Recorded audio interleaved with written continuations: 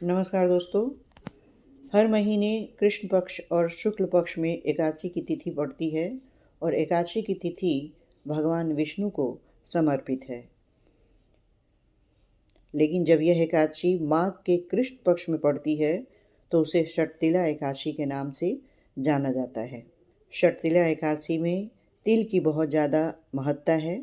हिंदू मान्यता है कि इस पावन एकादशी में श्री हरि को तिल से बने भोग अर्पित करने और तिल का दान करने पर साधक के सभी दोष और पाप दूर होते हैं और उसे अक्षय पुण्य की प्राप्ति होती है।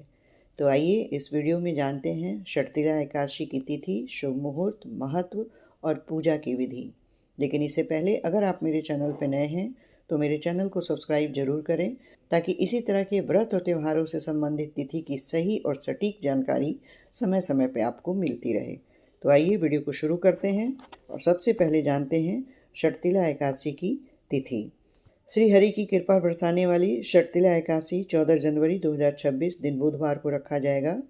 पंचांग के अनुसार माघ मास के कृष्ण पक्ष में पड़ने वाली एकादशी तिथि 13 जनवरी 2026 को दोपहर 3:17 से प्रारंभ होकर अगले दिन 14 जनवरी 2026 को सायंकाल यानी कि संध्या काल 5:52 तक रहेगी।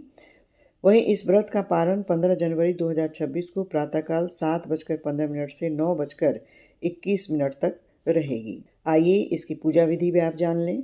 षटतिला एकादशी व्रत को करने के लिए साधक को इस पावन दिन सूर्योदय से पहले उठकर यदि संभव हो तो गंगा स्नान करना चाहिए। यदि गंगा तट पे आप ना जा पाए किसी कारणवश तो घर में नहाने के पानी में गंगा जल मिलाकर स्नान करें। यह भी गंगा जल के स्नान के बराबर ही है।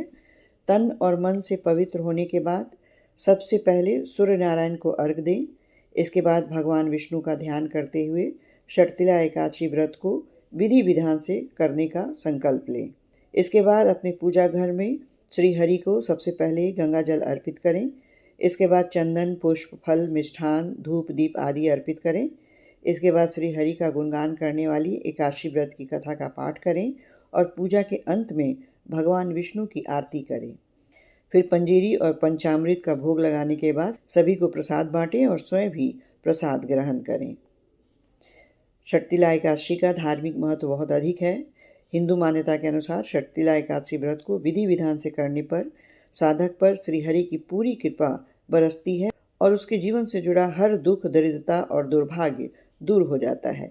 यह व्रत सभी पापों का नाश करके व्यक्ति को सभी सुख प्रदान करता है। षटतिला एकादशी व्रत के पुण्य प्रभाव से साधक सभी सुखों को भोगता है, उसका जीवन आनंदमय हो जाता है और अंत में वो विष्णु लोक को प्राप्त होता है। भगवान विष्णु के इस पावन व्रत में दोषों को दूर करने और सभी तरह की मनोकामना को पूर्ण करने के लिए तिल का 6 तरीके से स्नान, उपटन, हवन, तर्पण, भोजन और दान के रूप में प्रयोग किया जाता है।